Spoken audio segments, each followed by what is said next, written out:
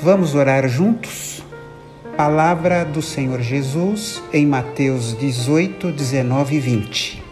E afirmo a vocês que isto também é verdade. Todas as vezes que 2 de vocês que estão na terra pedirem a mesma coisa em oração, isto será feito pelo meu Pai que está no céu. Porque onde 2 ou 3 estão juntos em meu nome, eu estou ali com eles. Nós estamos juntos em nome de Jesus, cada um na sua casa, pela bênção que é a tecnologia, mas podemos pedir as mesmas coisas diante do Senhor. E eu gostaria que você prestasse atenção nos pedidos, os nomes estão aí na tela, para que você pelo menos fixe algum deles, aquele que lhe chamar a atenção. E todos juntos depois estaremos orando. A Aldenira Lugarese agradece a Deus pelo ano de 2020, pela saúde, por sua proteção e por não ter faltado nada em sua mesa e pelos seus filhos por serem abençoados também. Pede oração pela sua vizinha Idalina, que internou com pneumonia e foi diagnosticada com Covid. Está entubada e os rins paralisados e sem poder fazer hemodiálise devido à fraqueza. Que Deus tenha misericórdia. Ivani Bordim agradece a Deus pelos livramentos que tem nos dado e pede a Deus que abençoe as vacinas que estão chegando e que sejam eficientes pela graça do Senhor. Valéria Ribeiro pede oração por uma amiga chamada Rose. A sua irmã Eliene e sua mãe, em função de terem perdido seu pai, estão em luto. Pede oração por outra amiga chamada Sueli, que está se recuperando de Covid. Maria Luísa de Oliveira Costa. Na realidade, a Maria Luísa me ligou esta semana e deu um testemunho e pediu que eu retransmitisse este testemunho. Ela disse que no penúltimo culto presencial da nossa igreja ela não pôde ir porque estava com muitas dores. No último culto ela disse que iria, ainda que tivesse que ficar sentada o tempo todo com dores. E foi. Nós tivemos o culto, ela fez os seus pedidos de oração, pediu pela dor no joelho, pela dor no nervo ciático. E ao final do culto, a Patrícia Mantuani a procurou e lhe deu uma receita de um remédio. Ela fez o remédio e em 3 dias ela estava curada da dor no nervo ciático. Eu sempre digo que quando você está doente, o melhor lugar para ir é a igreja. É lógico que uma doença não transmissível, mas foi o que a Maria Luísa fez. Ela foi à igreja e Deus a abençoou através da Patrícia. Deus abençoe a Maria Luísa, abençoe a Patrícia e que este testemunho seja de inspiração para todos nós. O Pedro Barbosa pede pela saúde dos seus colegas de trabalho. Kátia Victonti, ela está fazendo um tratamento da esclerose, inclusive nós colocamos um pedido de doação, porque ela não está recebendo o remédio, é uma doença muito grave e muito pouco conhecida, e Deus tenha misericórdia da Kátia. E o Pedro também pede pelo Antônio Feitosa, ele está internado há 10 dias com Covid, que o Senhor tenha misericórdia e esteja no controle de tudo, dessas vidas. Também Deus, desde já, agradece àqueles que puderam colaborar com a sua colega Kátia no apelo que ela fez para adquirir os seus medicamentos. Que Deus abençoe a todos. E agradece também pela saúde, pela providência e pela proteção da sua família. A Dani Brito pede por Adonis, que ainda está lutando contra o câncer, e por Érica, problemas de relacionamento familiar, e agradece a Deus pelo cuidado com a sua família. A Josélia Sátiro pede a Deus bênçãos para as nossas vidas, e ela agradece porque Deus até aqui, Ele nos livrou de todos os males, que o Senhor possa continuar nos livrando. A Patrícia Mantuani agradece a Deus, pois até aqui tem cuidado dela, da sua família, e pede a Deus um bom retorno ao trabalho esta semana. Eliana Ficherles, que Deus abençoe as famílias da IBVA com saúde, provisão, protegendo de todo mal. A Elisa Artuso agradece as orações pelo seu primo Antônio, ele está em casa se recuperando e pede orações aos doentes nos hospitais que estão com Covid e outras doenças. Que Jesus tenha misericórdia de todos. Tânia Zocolan agradece a Deus por este novo ano que se inicia e por suprir as necessidades de cada um de nós. A Gorete Fernandes Santos pede oração pela sua saúde, agradece a Deus pelo cuidado que tem com ela e pede a Deus que cuide e proteja todos os irmãos. E o Luiz Barreto volta a pedir oração pelo seu irmão mais velho, pela sua cunhada e pela sua sobrinha, todos com Covid. E pede também pela saúde da sua família e imediata vacinação aos brasileiros.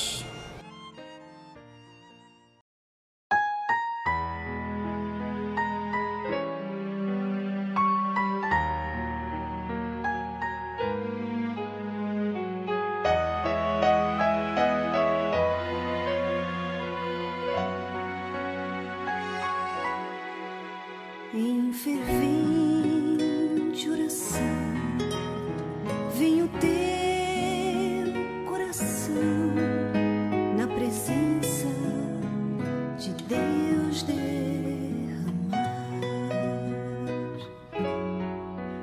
Mas não podes fruir o que estás a pedir sem que tudo abandones no altar.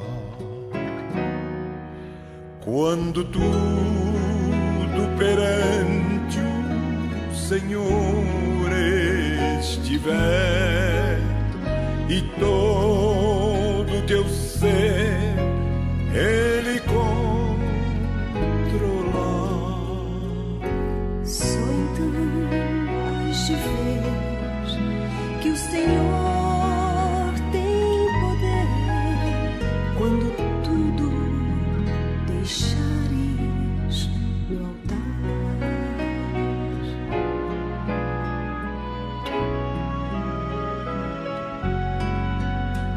Maravilhas de amor te fará o Senhor, atendendo a oração que aceitar.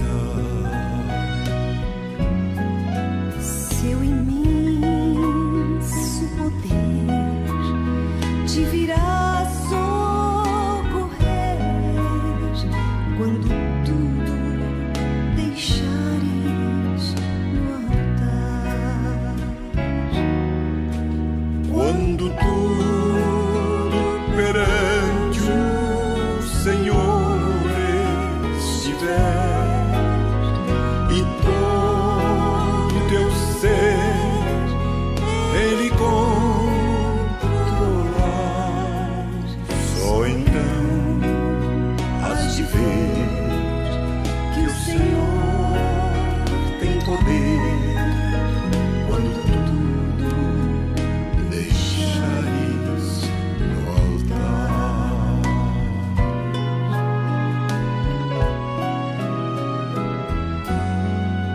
Se orares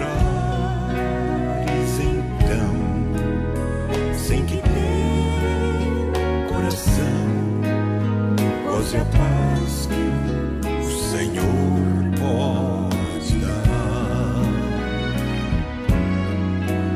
é que Deus não sentiu Que tua alma se abriu, tudo deixando no altar. Quando tudo perante o Senhor estiver e todo teu ser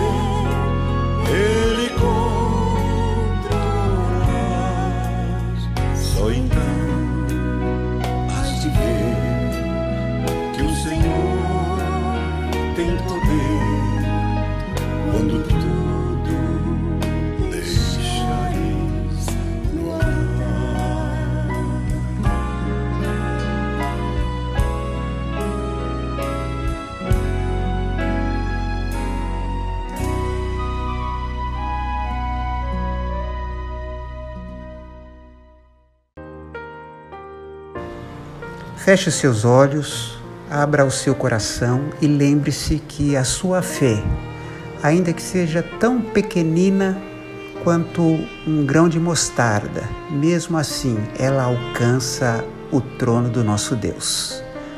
Vamos orar.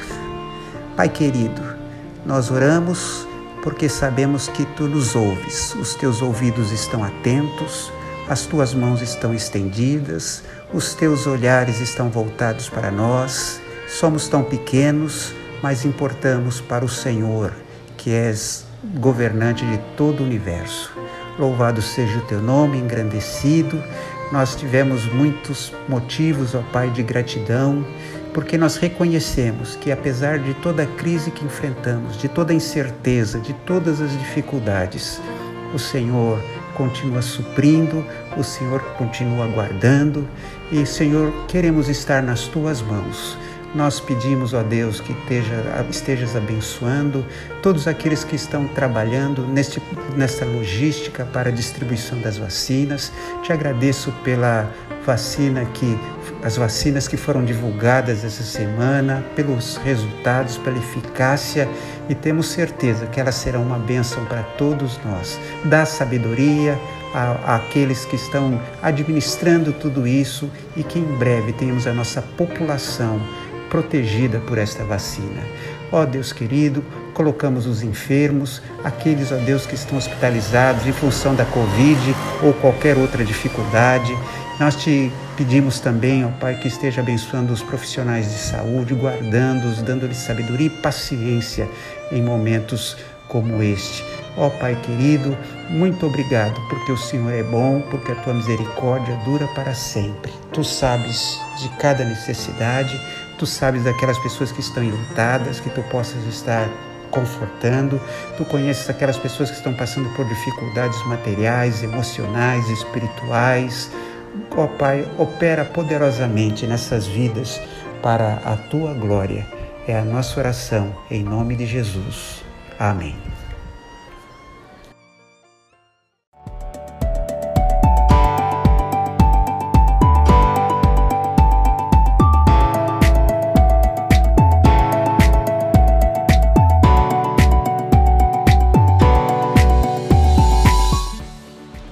Olá, tudo bem? Eu sou o André, essa aqui é a Luciana. Nós estamos à frente do grupo de jovens da IBVA e nós temos um convite para fazer para você. Oi, gente. Se você tem de 15 a 25 anos e tem interesse em participar das nossas reuniões, você será muito bem-vindo. Os nossos encontros no ano de 2021 serão quinzenais e o primeiro encontro vai ser agora no dia 16 de janeiro, às 18 horas. Os nossos encontros, por enquanto, estão sendo online, através do Messenger. Então, se você tem interesse em participar, a gente te manda o link. Pode nos procurar, se você não tiver nosso número, nos procure nas redes sociais. Ou então peça o nosso número particular no IBVA Zap e ali a gente vai conseguir falar melhor com vocês.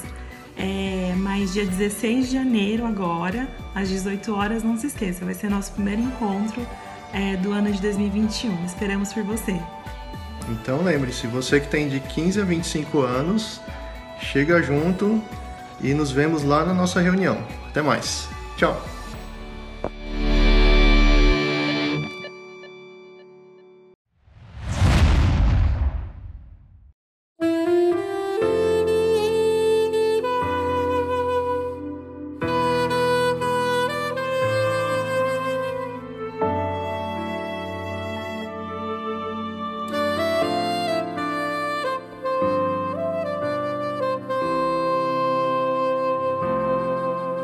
Tudo que a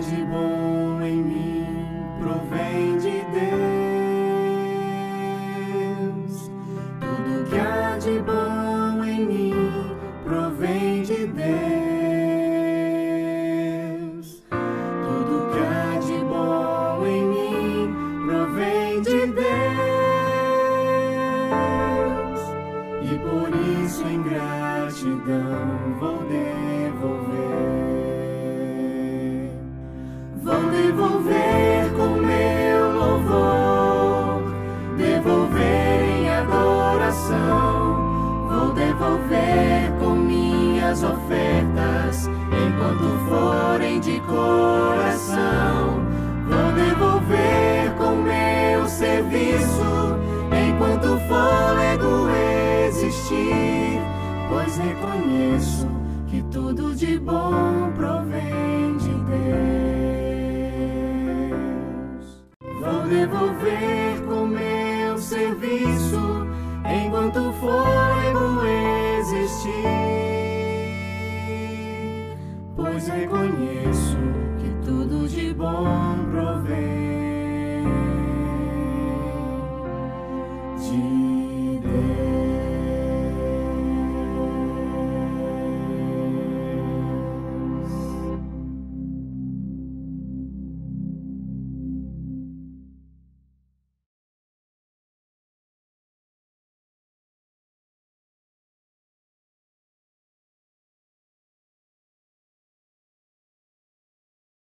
Graça e paz a todos vocês que estão nos assistindo. Eu sou o pastor Gabriel Porto e hoje estou aqui na Igreja Batista da Vila Alpina.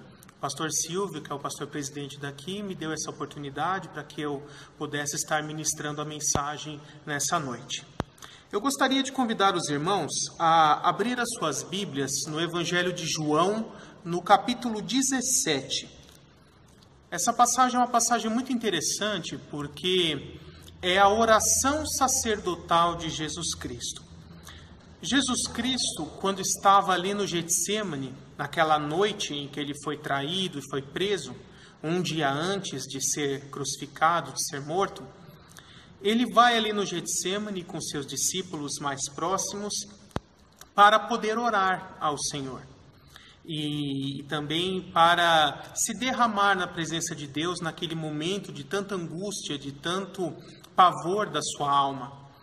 Então, o Evangelho de João descreve o que Jesus falou nessa oração. É o único evangelho que descreve essa oração.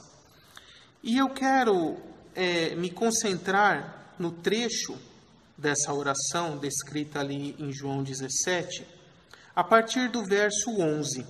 O verso 11 em diante, Jesus começa dizendo assim: Não ficarei mais no mundo, mas eles ainda estão no mundo, se referindo aos seus discípulos. E eu vou para ti, para Deus, de Jesus falando com o Pai. Pai Santo, protege-os em teu nome, o nome que me deste, para que sejam um, assim como somos um. Enquanto estava com eles, eu os protegi e os guardei no meu nome no nome que me deste. Nenhum deles se perdeu, a não ser aquele que estava destinado à perdição, a saber, Judas, para que se cumprisse a Escritura. Agora vou para ti, mas digo estas coisas enquanto ainda estou no mundo, para que eles tenham a plenitude da minha alegria. Dei-lhes a tua palavra, e o mundo os odiou, pois eles não são desse mundo, como eu também não sou. Não rogo que os tire do mundo, mas que os proteja do maligno. Eles não são desse mundo, como eu também não sou. Santifica-os na verdade. A tua palavra é a verdade. Assim como me enviaste ao mundo, eu os enviei ao mundo. Até aqui é suficiente.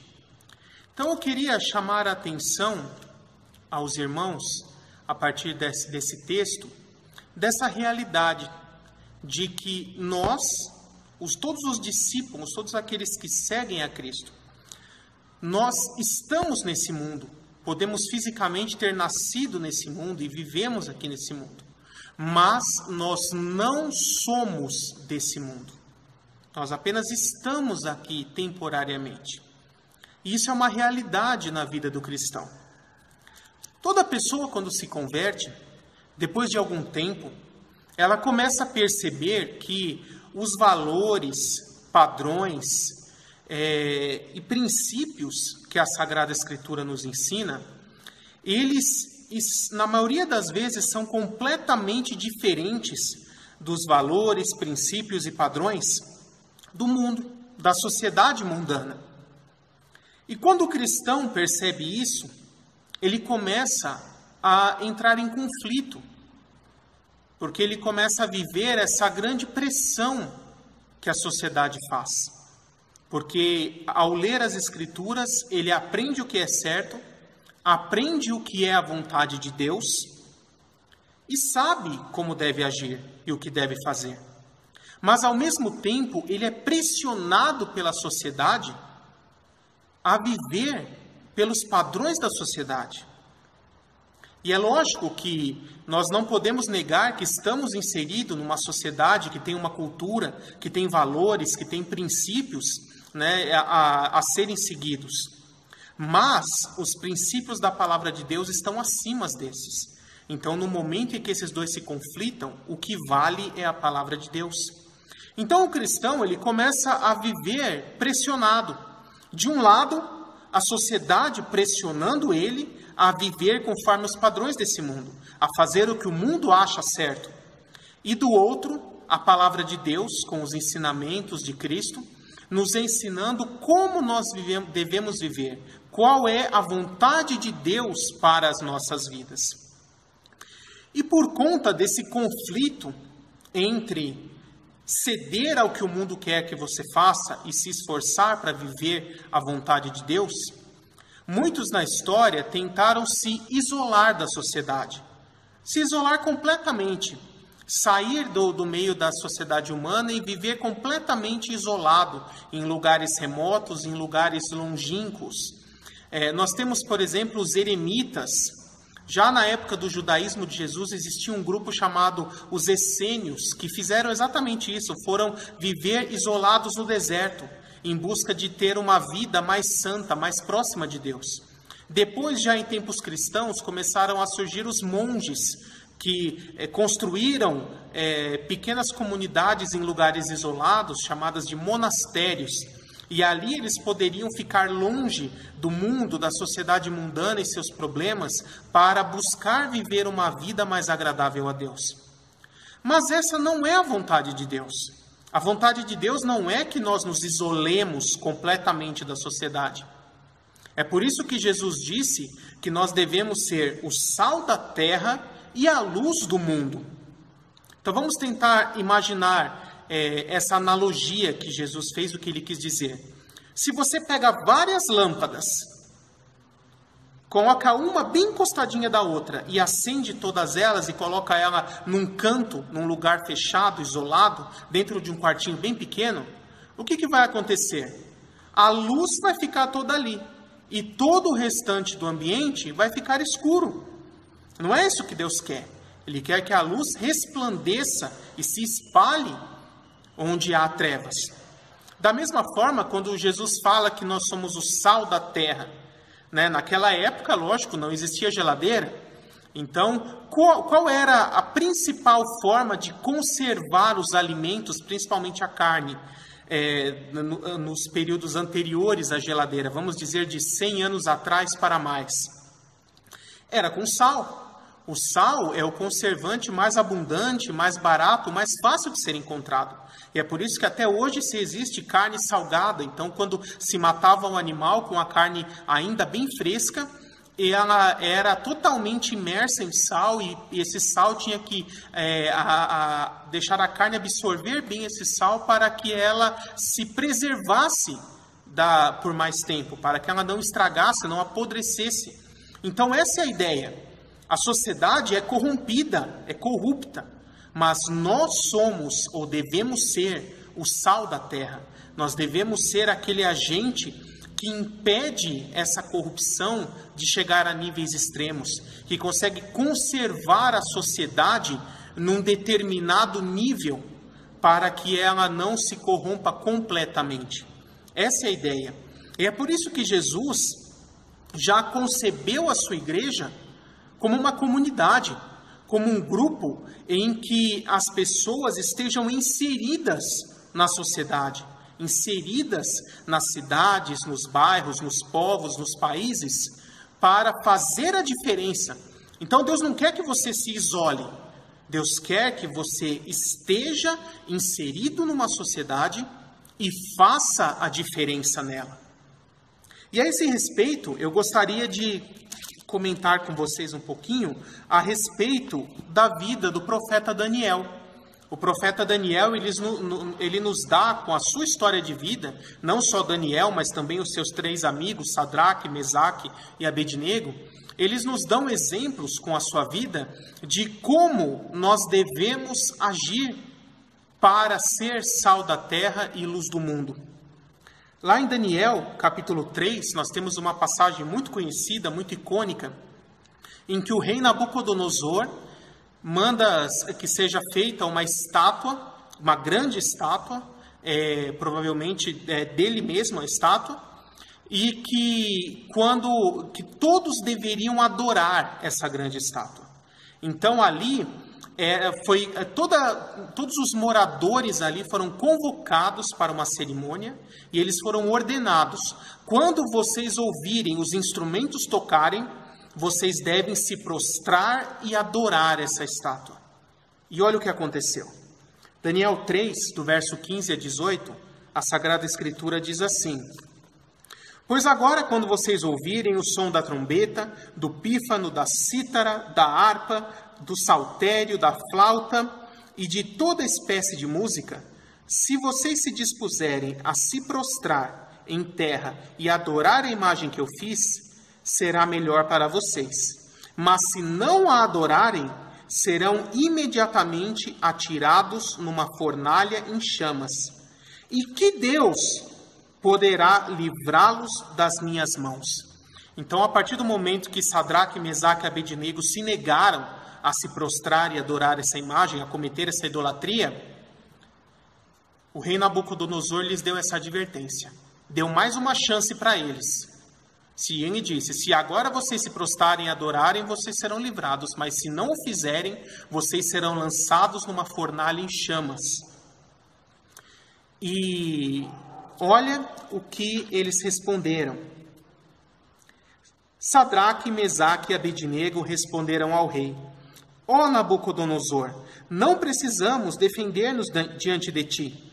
Se formos atirados na fornalha em chamas, o Deus a quem prestamos culto pode livrar-nos, e ele nos livrará das tuas mãos, ó rei.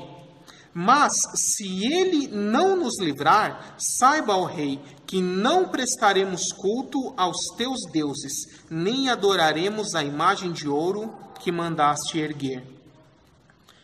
Então, olha o exemplo de coragem que eles tiveram. Eles disseram: Nabucodonosor, o nosso Deus tem poder para nos livrar, mesmo se nós formos atirados nessa fornalha. Mas mesmo se, em sua soberania, ele não quiser nos livrar, saiba que nem assim o adoraremos. Esse é um grande exemplo de fé para nós. A nossa fé não pode estar condicionada ao que Deus irá fazer por nós. Eu só vou ser fiel a Deus se Ele me conceder prosperidade, se Ele me conceder saúde, se Ele resolver os meus problemas. Não é assim. Se Deus fizer, Ele é Deus. E se Deus não fizer, Ele continua sendo Deus. Ele não deixa de ser Deus por causa disso.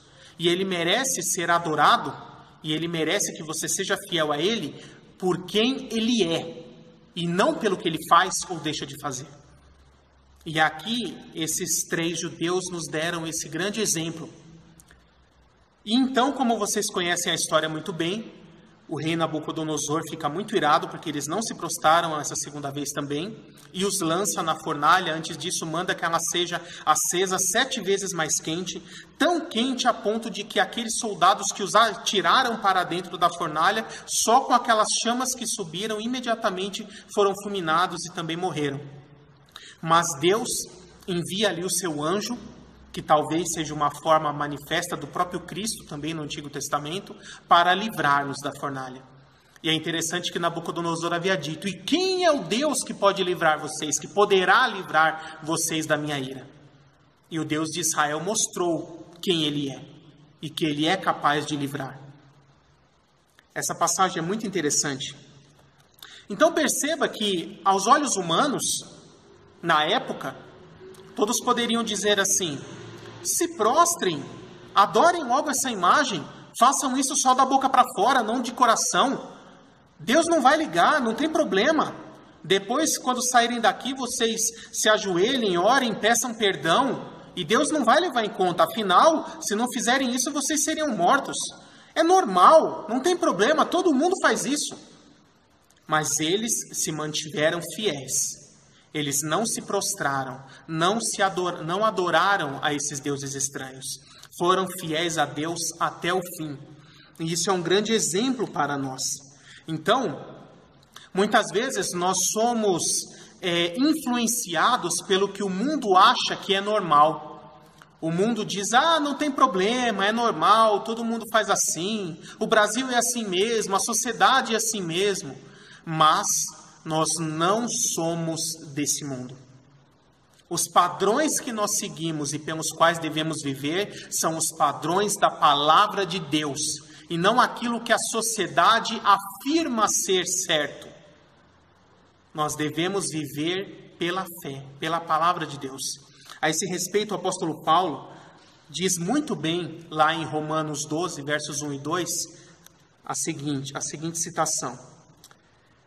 Portanto, irmãos, rogo-lhes, pelas misericórdias de Deus, que se ofereçam em sacrifício vivo, santo e agradável a Deus, e este é o seu culto racional.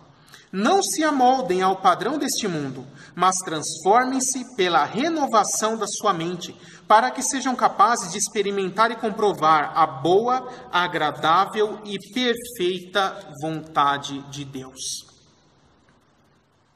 É assim que o cristão deve agir. Não devemos nos conformar com o formato desse mundo. Esse mundo é assim mesmo. Todo mundo faz assim, isso é normal. Não, irmãos. Nós temos que transformar a nossa mente pela palavra de Deus, pelo poder do Espírito Santo de Deus, para que possamos experimentar a vontade de Deus, que é boa, perfeita e agradável para nós. Essa é a obrigação de todo cristão, não se conformar com o mundo. Então eu poderia até citar aqui alguns exemplos de coisas que as pessoas fazem e acham normal. Por exemplo, sonegar impostos. E isso vale tanto para a pessoa física quanto para a pessoa jurídica. Vender sem nota fiscal, sonegar.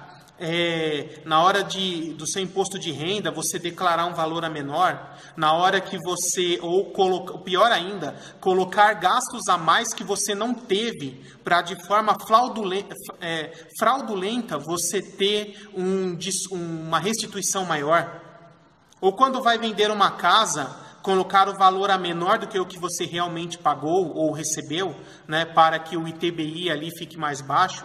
E eu poderia citar tantos exemplos, não só isso, pessoas que roubam itens do ambiente de trabalho, seja itens de papelaria, de talheres, coisas de cozinha e tantas outras coisas que eu poderia citar, que muitas vezes as pessoas roubam do ambiente de trabalho e acham normal, eu ganho pouco, eu sou desmerecido aqui, então eu desconto dessa forma. Deus vê todas essas coisas, irmãos. Nós temos que ser justos e fiéis em tudo. Poderia falar também daquelas pessoas que mentem, enganam, para lesar o outro de alguma forma, a fim de ter um benefício próprio. Né? Vende mais caro do que o que deveria para poder ganhar mais, e isso acaba lesando os outros.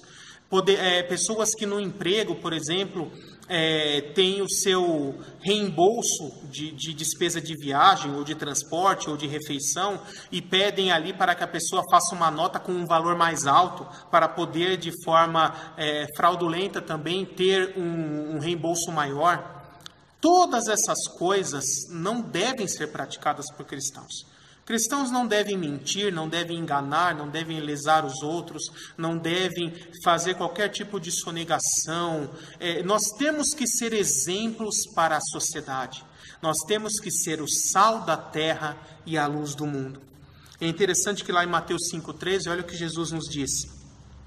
Vocês são o sal da terra, mas se o sal perder o sabor, como restaurá-lo? Não servirá para nada, exceto para ser jogado fora e pisado pelos homens. Para que serve um sal que não salga? Um sal que perdeu o sabor? para nada. E ele virou terra, virou areia. Então, é lixo. Serve só para ser jogado no chão e pisado. Da mesma forma, um cristão que não faz a diferença nesse mundo, que não vive conforme os valores e preceitos da palavra de Deus, também acaba se tornando inútil para o reino de Deus. E não pode ser usado por Deus, porque o próprio Deus não irá usar uma pessoa nessas condições. Então, todo o reino de Deus, a igreja local, a cidade, a sociedade ali nas suas regiões menores, ela é prejudicada por causa da atitude de cada um dos cristãos que não vive da forma como deveria viver. Todos nós devemos ser o sal da terra e a luz do mundo. E olha, essas palavras de Jesus, são palavras duras. Se o sal perde o sabor, não serve para nada, serve só para ser jogado fora e pisado por quem passa. Você quer ser um sal que salga essa terra, que impede o mundo de ser ainda mais corrompido do que o que já é? Ou você quer ser um servo inútil, que Deus não usa e que não serve para nada, serve só para ser jogado e pisado e humilhado? Pense nessas coisas, irmãos. Ainda falando sobre o profeta Daniel, um outro texto desse mesmo livro nos dá um exemplo também muito forte de como deve ser a vida de um cristão. Daniel 9:21, Daniel faz uma longa oração, se colocando diante da presença de Deus como intercessor perante o povo, pedindo que Deus perdoe os pecados da nação e restaure o povo de Israel, ali no caso do cativeiro babilônico. Mas tem um detalhe nesse texto, olha o que ele nos diz. Que Daniel 9:21 diz que ele orava por volta do horário do sacrifício da tarde. É um detalhe muito interessante isso, porque nessa época aqui, o primeiro ano do reinado de Dário, já fazia cerca de 67 anos que o povo de Israel estava cativo na Babilônia, que o templo havia sido destruído e não havia mais sacrifício nem local de adoração ali em Jerusalém. O profeta Daniel, que deve ter vindo para a Babilônia com seus 17 anos aproximadamente, nesse momento já tinha mais de 80 anos de idade, provavelmente beirando aí os seus 85 anos já. Mas mesmo após 67 anos de que o sacrifício foi interrompido e não havia mais sacrifício, ele continua chamando aquele horário de horário do sacrifício da tarde. Olha que interessante. Ele estava na Babilônia. Em muitos aspectos tinha que servir ao rei, servir às leis e cumprir o que estava lá. Mas, no coração dele, ele continuou seguindo a vontade de Deus e a palavra de Deus. 67 anos que não havia sacrifício, que não havia mais templo.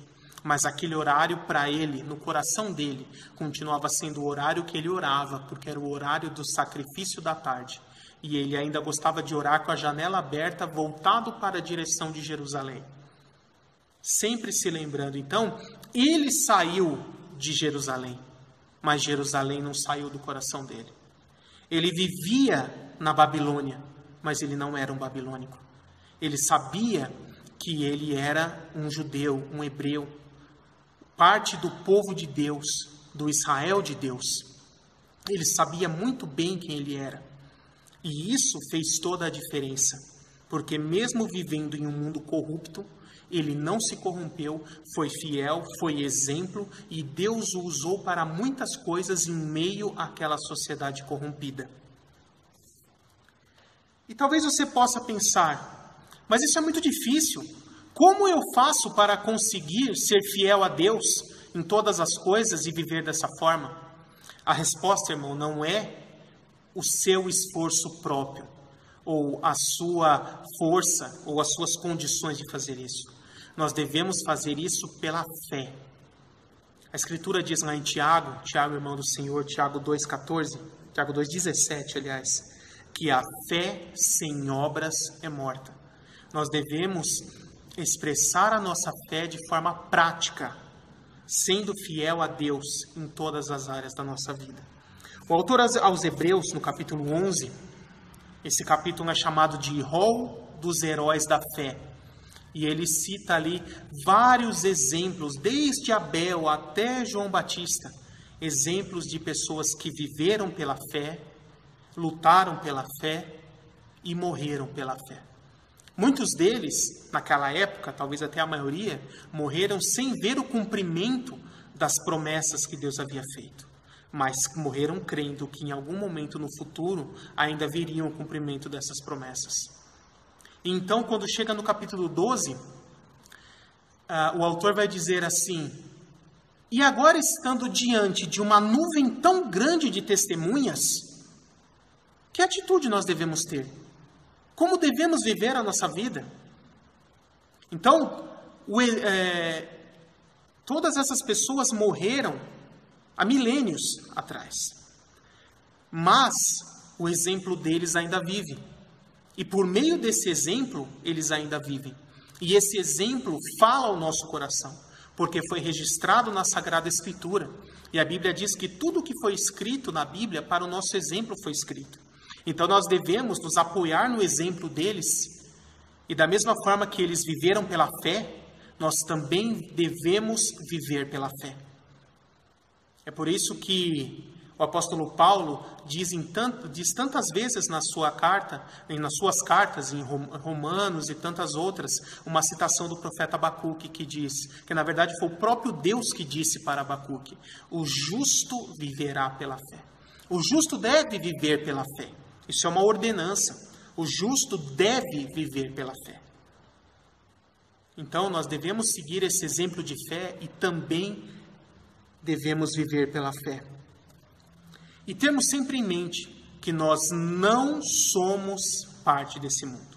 Nós podemos estar nesse mundo, podemos ter nascido nesse mundo, podemos viver aqui nesse mundo, mas nós não somos deste mundo. A partir do momento que você entrega a sua vida a Jesus, você deixa de ser um cidadão deste mundo e se torna cidadão da Jerusalém Celeste, do reino de Deus. Este mundo jaz no maligno, mas o maligno não tem mais poder sobre a sua vida, porque você entregou sua vida a Cristo e agora você faz parte do reino de Deus.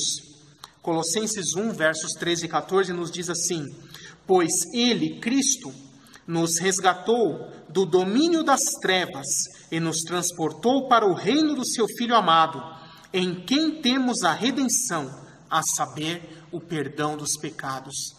Você estava no reino das trevas, você pertencia a esse mundo caído, corrompido, dominado pelo diabo.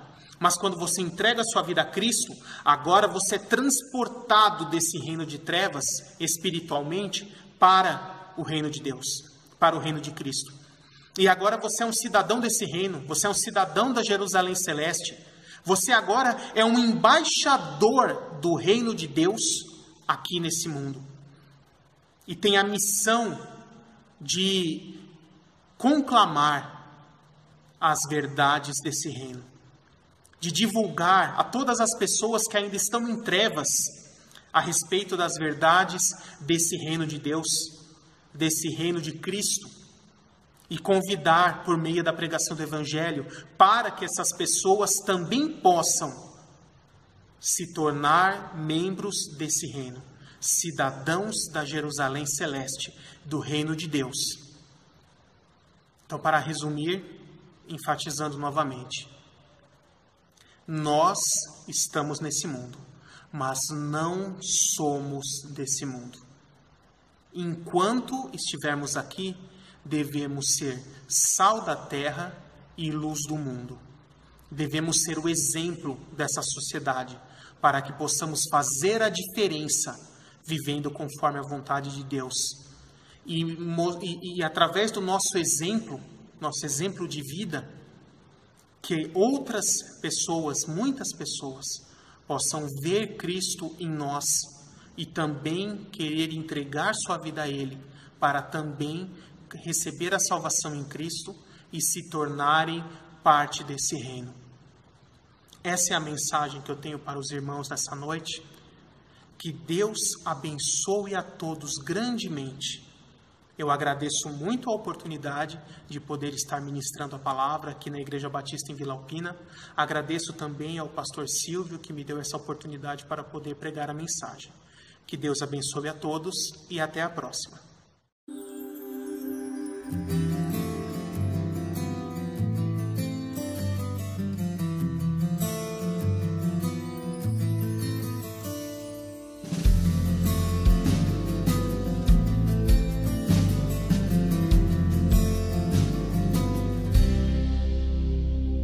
Espírito Santo, toma minha mente.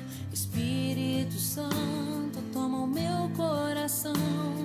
Espírito Santo, toma o meu ventre. Vem sobre mim. Espírito Santo, toma minha casa. Espírito Santo, toma minha família. Espírito Santo, toma os meus filhos, vem sobre mim. Eu sou o que a Bíblia diz que eu sou. Eu tenho o que a Bíblia diz que eu tenho. Eu vou onde a Bíblia diz que eu vou. Vem sobre mim. Eu sou o que a Bíblia diz que eu sou. Eu tenho o que a Bíblia diz que eu tenho. Eu vou onde a Bíblia diz que eu vou. Vem sobre mim.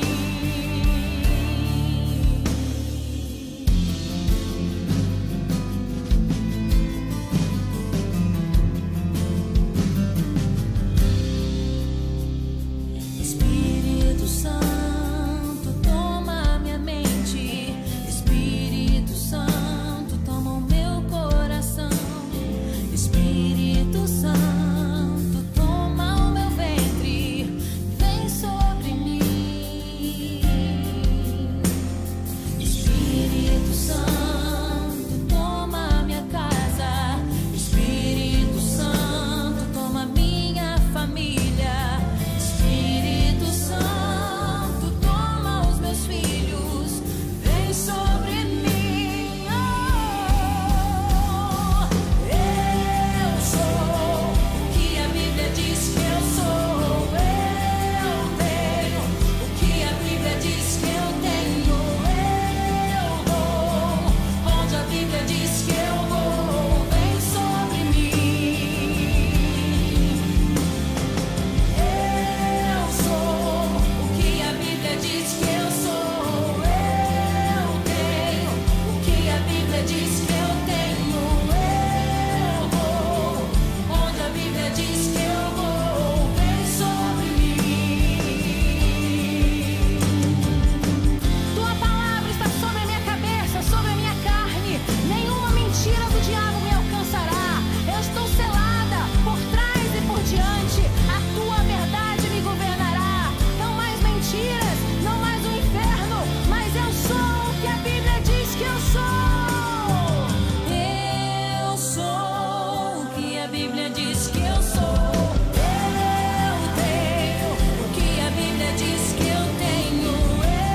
Eu vou onde a Bíblia diz que eu vou. Vem sobre mim. Eu sou o que a Bíblia diz que eu sou. Eu tenho o que a Bíblia diz que eu tenho. Eu vou. Vem sobre mim.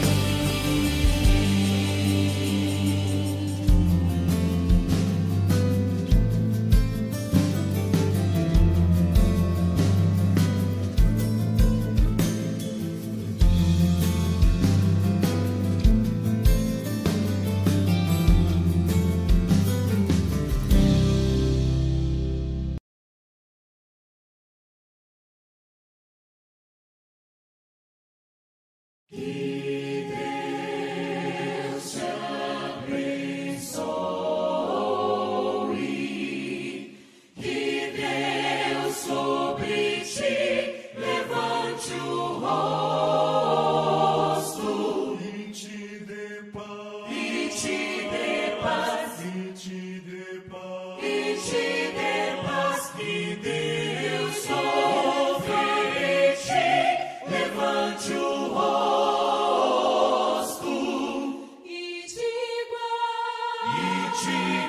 guarde para sempre e te guarde.